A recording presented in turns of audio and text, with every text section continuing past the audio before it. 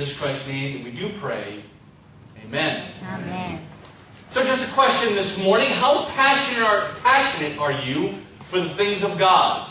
His kingdom, His priorities? Is it kind of a take it or leave it kind of thing? That, it's a good thing to have God around, but if He wasn't, I'd be able to make it through. Or is it really important in concept, but in practical terms, it is secondary at best? I really think that's where most believers are. Not in this church, naturally. We know people like that. Those other churches. No, I'm joking with you. You really have to think for yourself. Ultimately, if we are put in a corner, we're asked, hey, how important is God to you? Well, He's very important. He's my Creator. He's the powerful one. He's awesome. But then in our lives, how much does that really follow through in terms of following His priorities? Think of the way that you spend your time, your money, your energy. The things you're pursuing are purposeful about or trying to get good at.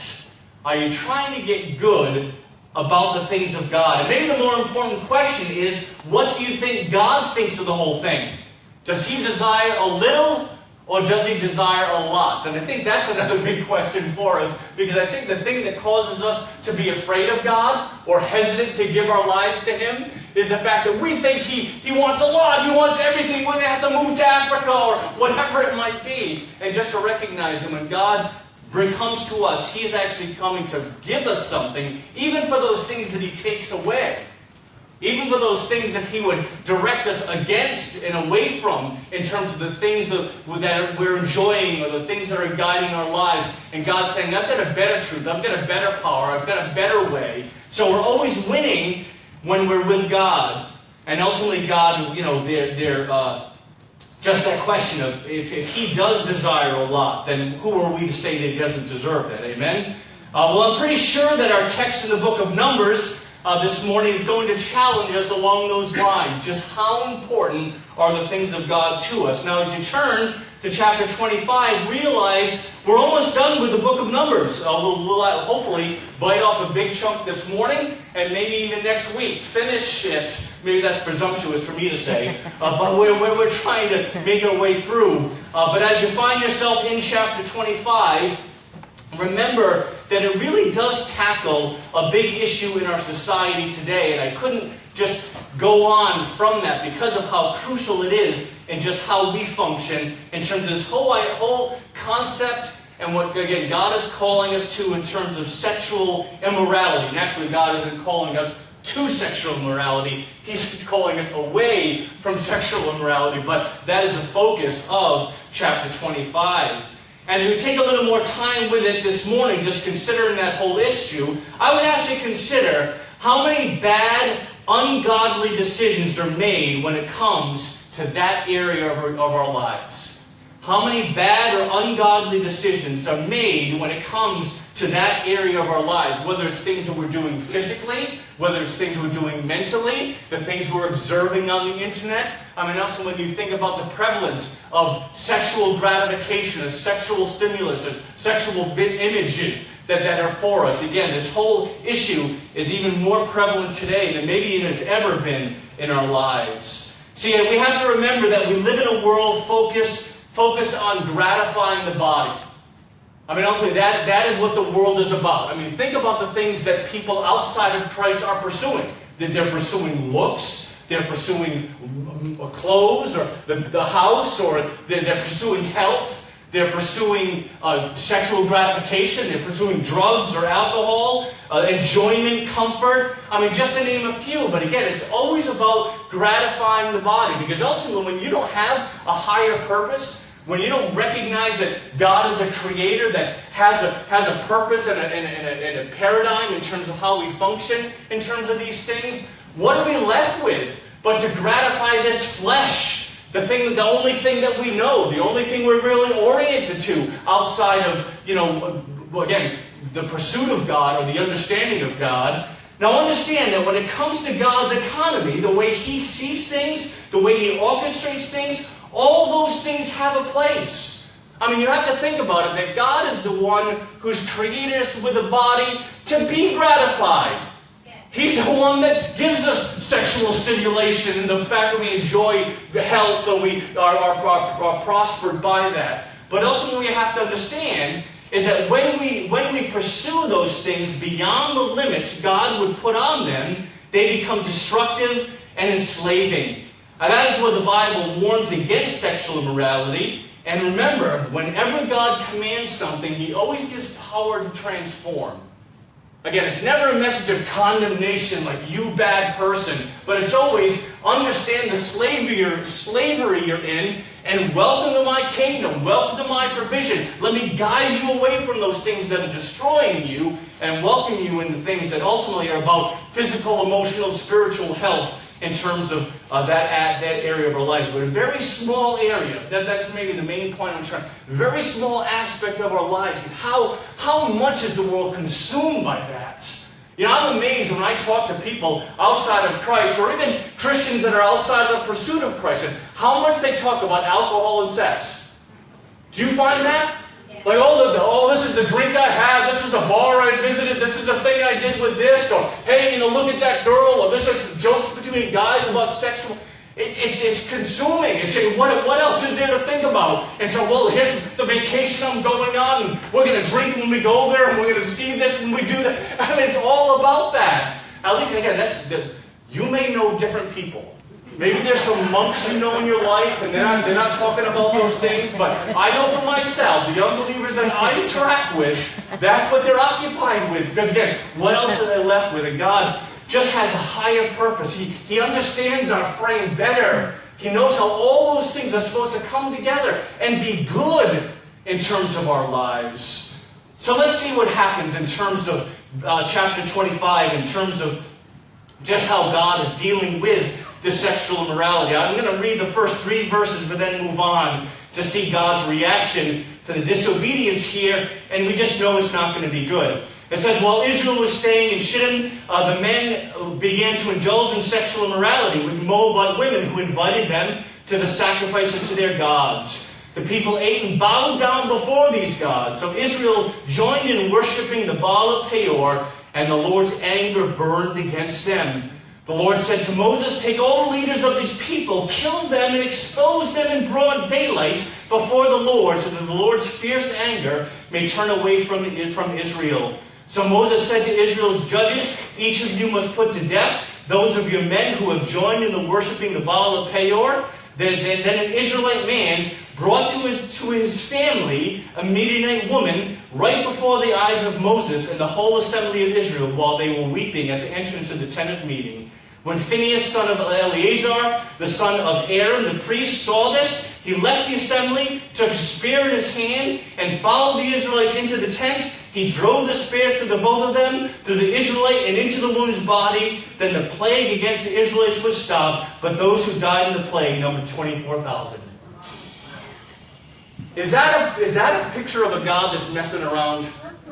Is that a God who thinks lightly of these things? Now, something we have to understand about the way God acts in the Old Testament as opposed to the New Testament is that God is trying to teach people from the outside in. You know, we have to recognize how valuable public exposure is to private sin, particularly when God's emphasis on that and His punishment is a thing that's exposed. And so that's what God is seeing. And you know something? These people that have worshipped a false god, again, we can, like, if you haven't been with us, like I know we might have people here that haven't traveled with us in Exodus and Numbers and seen all the ways that God has revealed Himself, all the power and glory and the commitment the Jews have made there at Sinai. Yes, we're going to follow you and do whatever you say. And now you're following a false god? You're letting women entice you to go to someone and bowing down to him?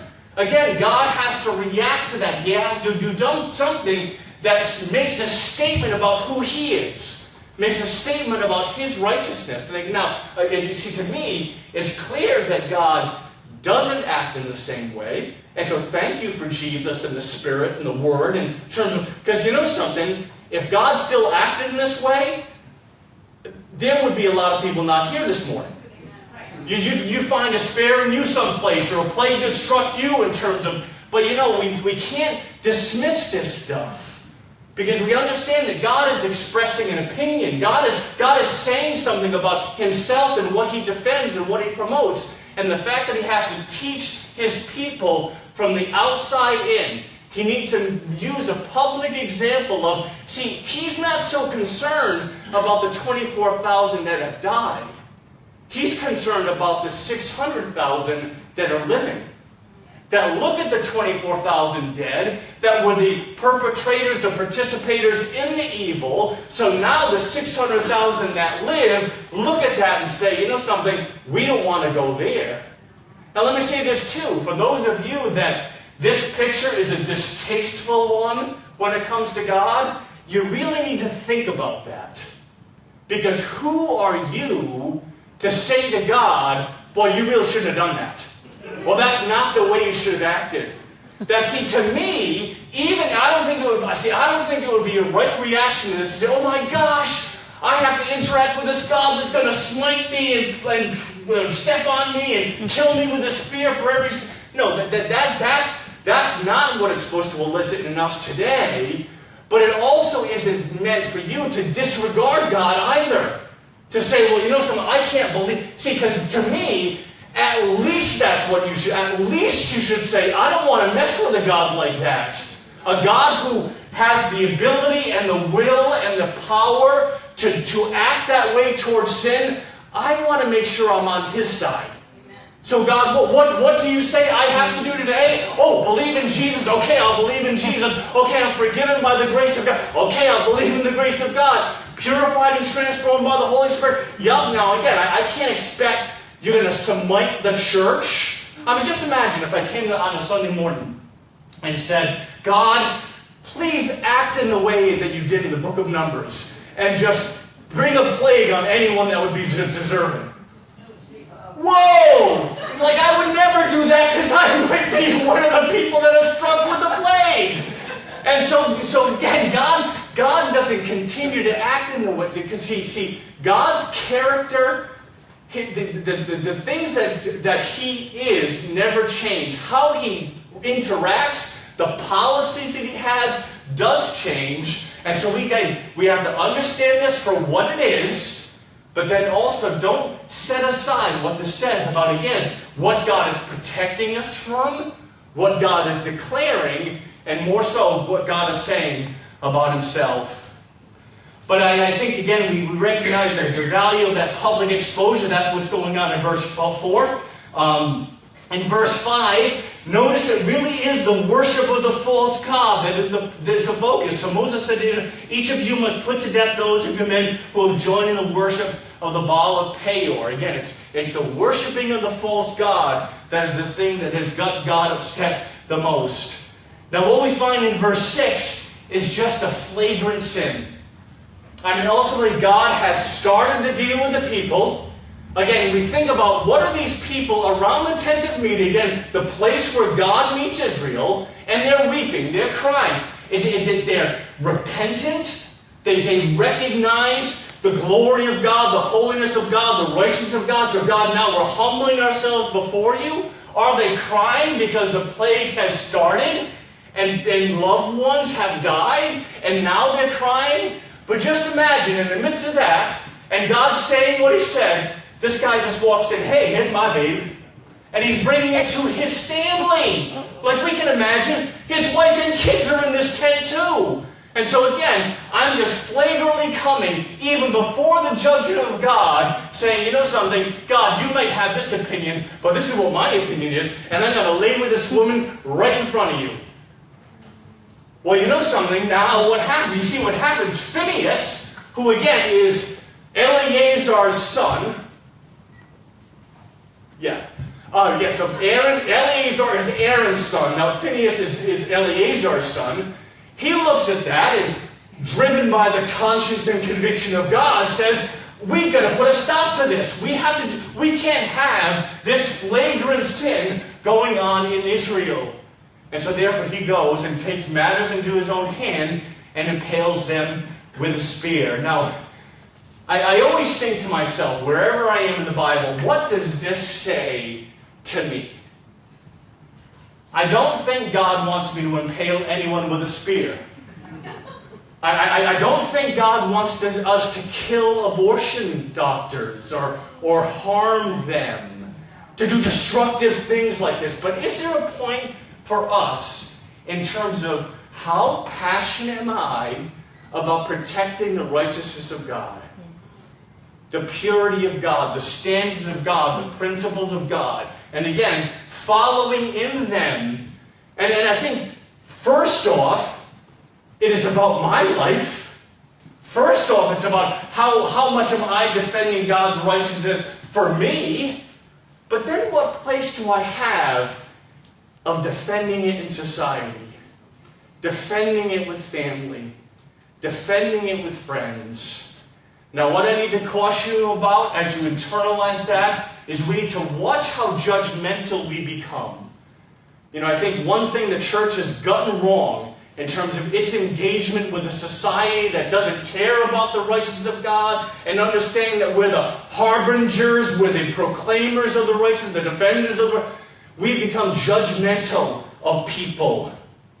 So therefore, what we have to understand, even as we're defending the righteousness of God, we have to see it in terms of we're trying to free people. That we're talking to people that we love. See, I love an analogy that I always think of when I think of things like this, is how do you go to someone that is dear to you, your husband, your wife, hopefully they're dear to you, your children, your whoever, and they're smoking, or they're drinking, they're an alcoholic. Well, what do you do to defend righteousness in the presence of that? Like, how do you interact with them in terms of trying to free them from ultimately something that everyone would agree so people should not be engaging in? You know, in other words, I smoke 5 packs a day, or I'm drinking, myself drunk. Everyone would say, that's not good behavior, that's destructive, that's bad. But when we go to them, don't you at least see the compulsion of love and mercy that goes with that? Like, yes, I'm coming to you, but not as a judge. Not as someone that you're worse than me, I'm better than you, I'm going to feel better about myself because of what I say. No, but I'm trying to help you be free from this. And there's just a place for us to internalize what Phineas is doing here, to understand that, well, even when, we'll read it now, that the way God promotes this, God compliments this in verse 10. The Lord said to Moses, Phineas has Phineas, son of Eleazar, son of Aaron, good, I'm glad I got those relationships right. The priest has turned my anger away from the Israelites, for he was zealous as I am for my honor among them. So that in my zeal I did not put an end to them. Therefore tell him I am making my covenant of peace with him. He and his descendants will have a covenant of a lasting priesthood, because he was zealous for the honor of his God and made atonement for the Israelites. I mean, so just understand how God is reinforcing what Phineas has done. Giving him great regard for what... Because, don't miss the... See, how we defend the honor of God may be different than what Phineas does, but wouldn't we want God to say this about us? There's a person that cares about my honor. There's a person that cares about my name. Now, we can't expect the world, people outside of Christ, to care about that honor, so we don't judge them for not caring about it. But we find a way to reveal the honor of God, to present the honor of God in the compelling and contagious way it's intended. Like, you want this in terms of what God has for you. But again, we would want God to say this about us. In terms of that, and that's why I started the message. Like, how important is that to you? What priority do the things of God have? Because basically, Phineas here is being complimented for the amount of honor that he's giving God, that he's defending.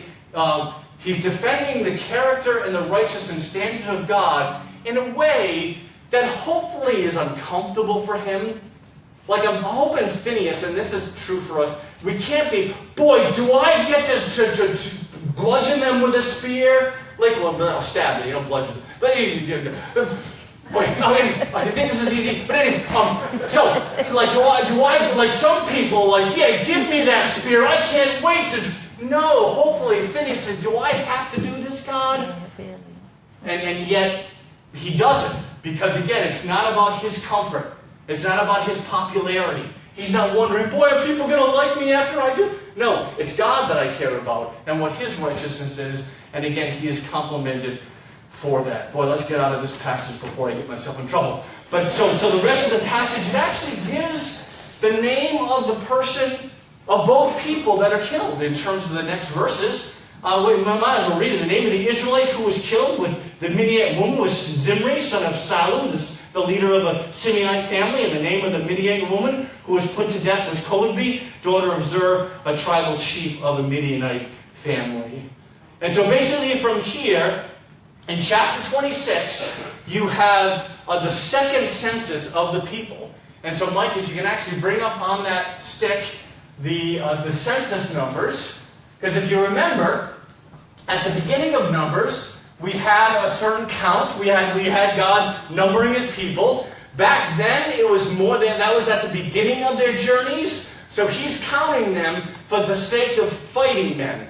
Like how many men are there over 20 years old so that can fight in the army of Israel? And that's what you have in the first line. That's from Numbers chapter 1.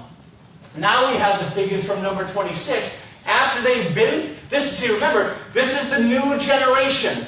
This is all the children of that generation that fell in the desert because of their disobedience. And now here's the count. And I think what it's telling is the numbers that either go up or the numbers that go down. The greatest increase is in Manasseh. The greatest loss is in Simeon. Now something we have to understand about the ways that what might explain this number is that Reuben, Simeon, and Gad all camped together on the south side of the tabernacle. And so therefore, it's not so much what side they're on, not that the south is bad and the north is, but the fact that they were together. You know, if you remember Korah's rebellion, who were the people that were the main participants in that? They were the Reubenites, right? Who is the guy here in terms of the plague? He's a Simeonite. And so therefore, when it comes to the counting and the loss, it really is reflective of those tribes that are more following God and those tribes that are opposed to God in terms of to me, it's an example of bad company corrupts good morals. That also when we're around people that are saying certain things and doing certain things, it's very easy for us to follow along. So just realize that you may have good morals, you put yourself around bad company, and all of a sudden you're a part of the bad company. And that's just a natural process that happens. And so therefore, that's the other thing I should say about all of chapter 26, we're basically just going through and just counting, this tribe had this, the tribe had that, so on and so forth. Another significant thing is, maybe I'll ask a question. What tribe isn't listed there? The Levites are not mentioned there. Now the reason why the Levites aren't mentioned there is that the Levites were not considered technically part of the people of Israel. They did not receive an inheritance. Another thing that I forgot to mention is another reason for counting the tribes at this point is they would be given land based on their populace. So the bigger tribes would get a bigger part of land. Well, basically the Levites had no inheritance of land. Why? Because God was their inheritance. Basically the Levites would be spread out throughout the people for the sake of performing the rites and the sacrifices that were required by the priests in the temple or in the tabernacle at this point. And eventually the temple, but also they had a responsibility to teach the Word of God. So basically the Levites were spread about the people of Israel to be God's conscience, to be God's testimony, to be the ones that are the teachers and defenders of the truth. And so that's why they are not numbered there, because in a Levite's mind, I'm a son of what's that third shot? Jacob. I'm a son of Jacob. Actually, Jacob does talk about Levite and says he's going to be divided and he's going to be separated. So there's a part of that too here. But They recognize that they're a son of Jacob, but they're not part of Israel like everyone else. And there's a connection that they have to God as far as being God's possession that God wanted to reinforce even in terms of how they're numbered. In chapter 27, again, just going through quickly, we can get through 27. I don't know if we're going to get through 20 and 29. That's just a shame. But we might start. So let's kind of just get through this kind of quick. I just have to see this name to even pronounce it. Basically, the daughters of Zelophehad. Zelophehad? That's the last time I'll say that. From now on, he'll just be that guy. Okay? So that guy was these girls. I think it's 5 of them. He died. We don't know specifically how. He wasn't part of Korah's rebellion. Who knows where he died? But basically, what the daughters do is they come up and they say, well, you know something? He had no sons, so therefore there would be no one that would inherit his land and what was due him. And so why shouldn't we? You know, women's rights here being expressed in the people of Israel. So saying, you know, we should have that land. So basically, that guy's daughters go to Moses, say, Moses, this is what we think you should do. Moses goes to God, and God says, you know something, they're right. That basically, if a man does not have a son to pass along land to, then he can give it to his daughters. So God, recognizing certainly the capacity and value of women in terms of what he's doing, in terms of what he's providing, in terms of the inheritance of land. Now, an interesting... I won't go there. We'll cover it later. Now I said it. I mean, it does bring up an issue now, because really the Reubenites later on will bring up, well, wait a minute, what happens when now a woman that's received an inheritance from their father from one tribe, and then they marry someone from another tribe, and so now does that land go to that other tribe?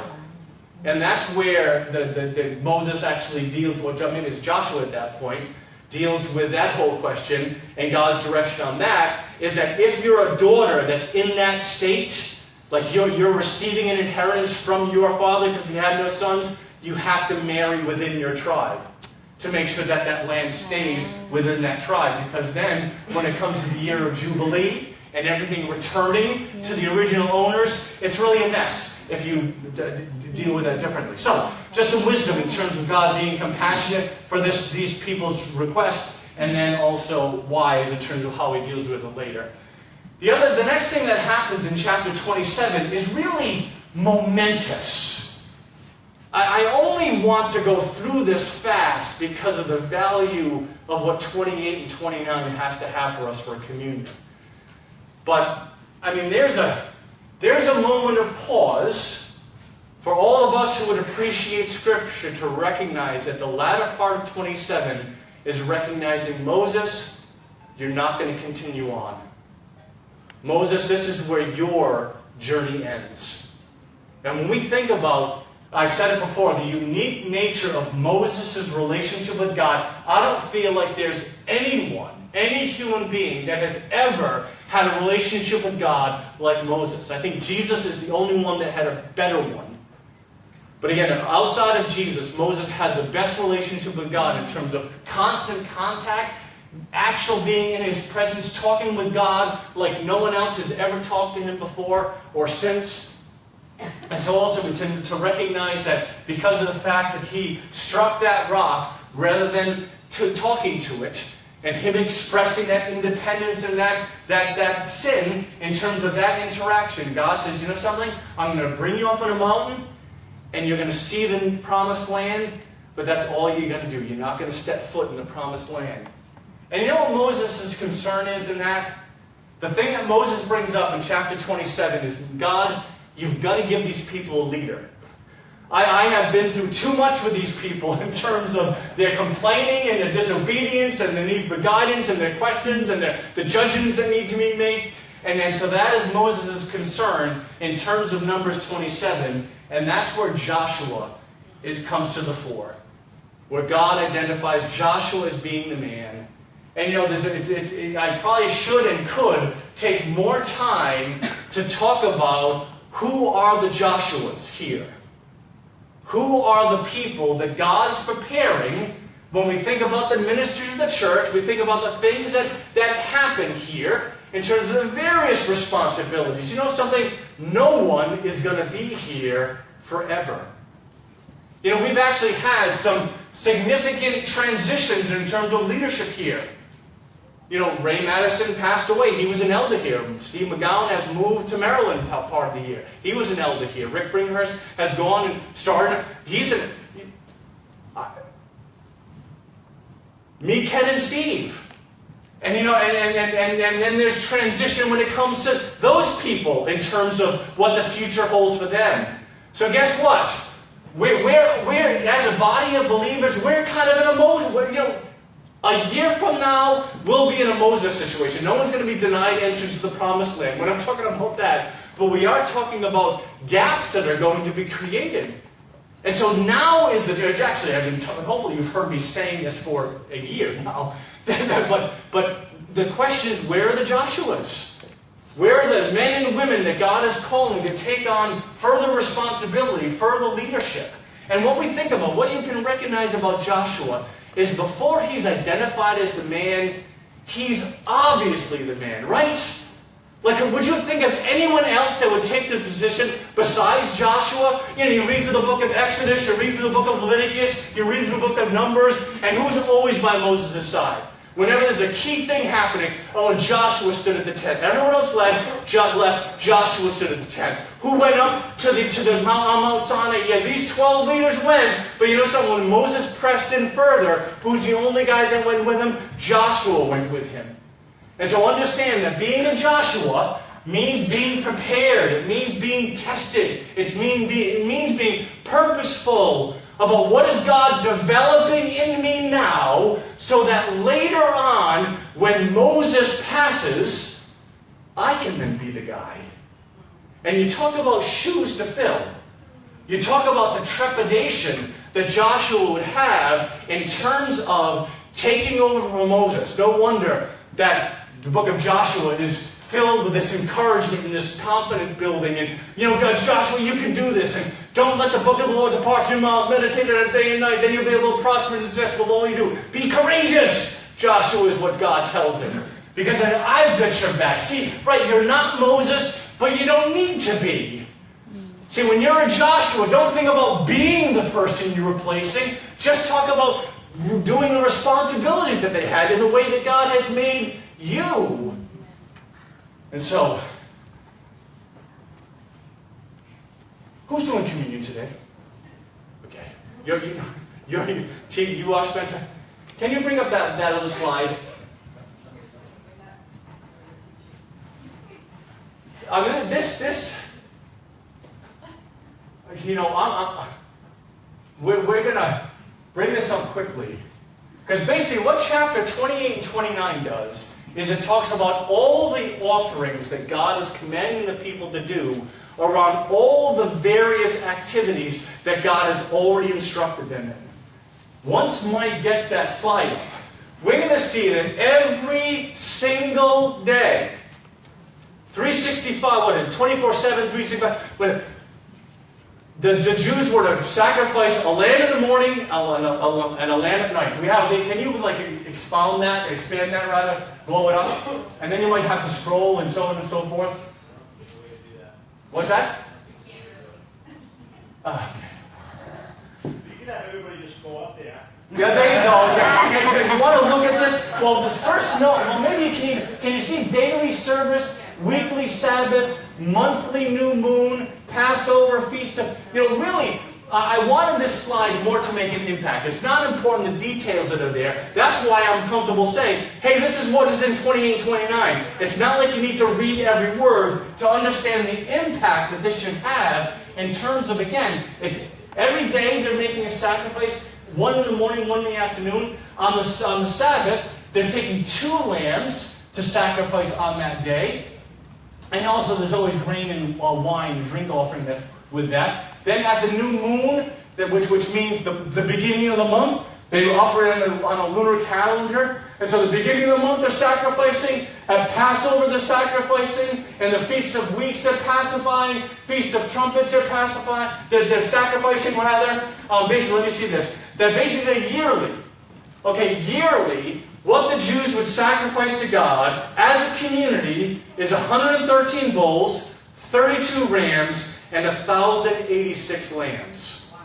But what I want you to see, and what I want you to be struck by, is how consistent this whole idea is before the community of Israel. See, because this is just what they did as a community. It says nothing about individuals now bringing a sacrifice and them needing atonement, them sitting and then bringing something, or them thanking God and appreciating God and bringing a fellowship offering or a wave offering or a grain offering. This is just what needed to happen in terms of the people of Israel as a community being right with God.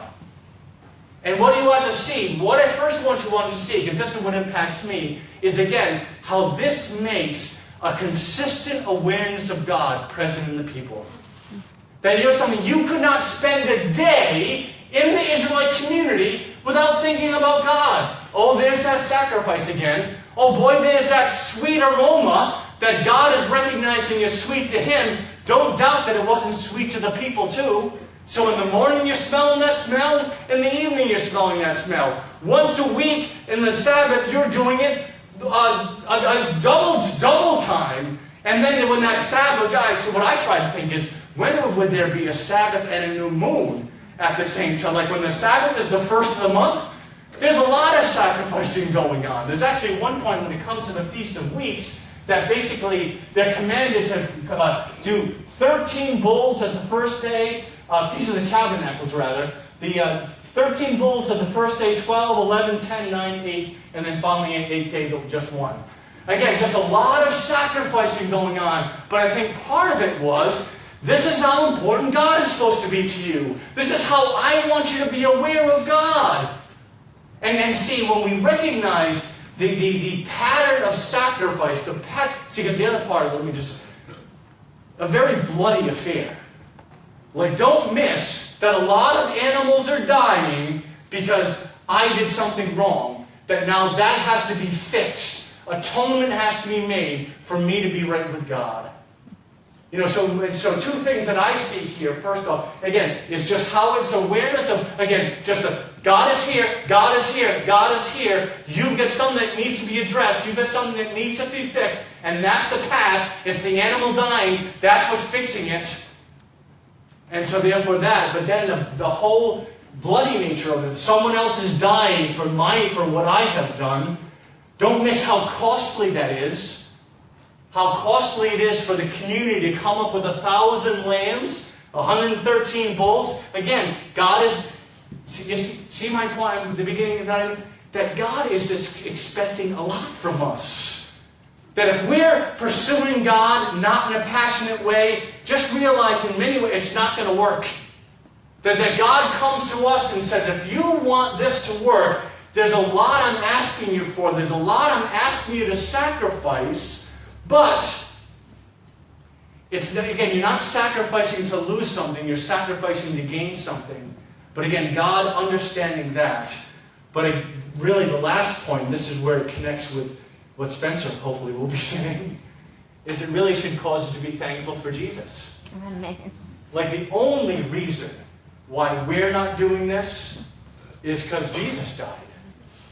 And when you think about how necessary blood and death was for my life before God to be fixed, doesn't it make sense that when the book of Hebrews says, boy, it's not the blood of goats and lambs and bulls that can fix you, that can bring atonement for you, that it has to be the Son of God, it has to be Jesus. That all this points to the necessity of someone doing something so we don't have to do this anymore. You've heard me say that I think, and when Jesus died, certainly we all say, yay, a Savior has come. I think the animals are saying, yay, a Savior has come. All the lambs will breathe the sigh of relief. No more death. No more pain for us, except for natural death that comes from eating or you get death. But do you get it? that basically the Jews were conditioned to think this way. They were conditioned to think that God desires something, God deserves something. I'm broken, these animals are fixing me, and now Jesus comes. How do you miss that? How do you miss that? This is the permanent solution. This is the final sacrifice. That once Jesus dies and He's on the cross and His blood is being spilled and He's dying, well, of course this makes sense now. Now I see the image and picture that's come. And it's God who's preparing His people to get that Jesus was the one who fixes us. He's the one that makes us right. That no animal can do that in a final way. I mean, don't you think at some point in time the Jews would say, why do we have to keep doing this? Like, why is there something better than this? Why are all these animals dying? And why is it costing me so much? And why? And that's what God says. It's just, I'm preparing you. I'm presenting a path for you to now see that when now I provide the final sacrifice, you'll get it. Well, you know something? Now is the time to get it. If you don't understand it, you don't see what is going on, then ultimately you're missing the point. You're missing the point of all that Jesus is, all that God intended for Him. And you know something? When we sang this morning that there's freedom, God has set us free for the sake of freedom. It's only Christ that can set us free. See, God is the awesome one because He's provided a way for us to fix ourselves, or not even ourselves, to be fixed by Him so we can be made right. And you know, Spencer, I think I'm going to make an executive decision and say this is good preparation for communion. And so if we can't have the person that is singing for communion come up, and those that are passing out as well. And just remember that we desire for this to be a time of meditation. I think for you to think, if you're a person that has never believed in Jesus, has never come to that point where you understand the sacrifice and the death that is required for you to be fixed, for atonement to be made, for you to be complete, for you to have a relationship with God, understand that's what God would want you to think about. What have you done with Jesus? Where is that faith? Where is that seeking? Where is the decisions you have made, the things you thought about Jesus? Where have they come from, and where are they now, and where does God want to bring you?